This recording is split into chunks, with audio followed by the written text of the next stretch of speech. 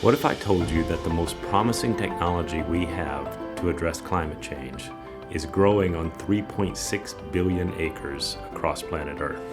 The ability of agricultural soils to pull carbon dioxide out of the atmosphere and hold it in the soil is literally the most optimistic thing I know about with regard to climate change. Today's agricultural soils contain about 1% carbon. Prior to cultivation, those soils contained about 3% carbon. If we could take every cultivated acre on Earth, which is about 3.5 billion acres, and get them back from 1 to 3%, that would represent sequestering about 1 trillion tons of carbon dioxide pulled out of the atmosphere by plants and put back into the soil.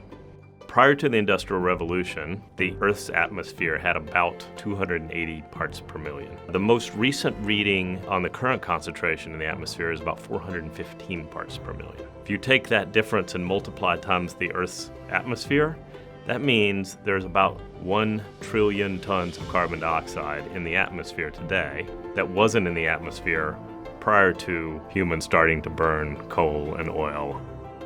1 trillion tons of carbon dioxide. It represents both the scale of the problem and the scale of the potential solution. The Terraton initiative seeks to remove 1 trillion tons, or a teraton, of carbon dioxide out of the atmosphere and into agricultural soils. So, how do agricultural soils actually capture carbon dioxide gas from the atmosphere and store it in the soil? The answer, as you probably remember from 8th grade, is photosynthesis. They attract carbon dioxide out of the atmosphere, use sunlight combined with chlorophyll, and turn that into sugars. And many of those sugars then go through the roots and into the soil, where they feed other living things in the soil.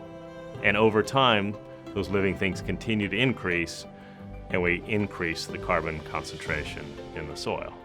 We know that we can do this because there are farmers who are doing it today.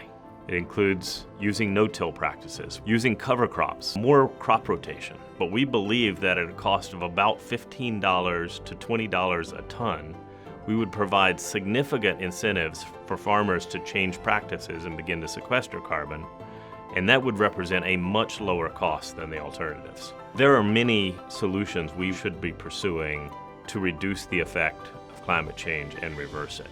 But sequestering atmospheric carbon in agricultural soils represents the only solution I know of that is scalable, economical, and immediate. So what will it take to make this happen?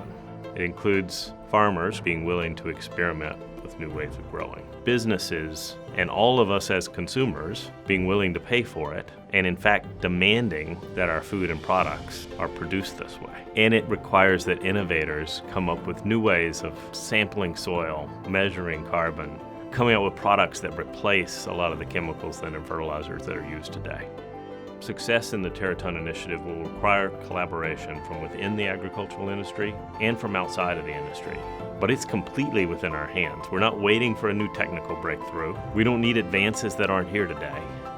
We just have to decide collectively that we're going to make it happen.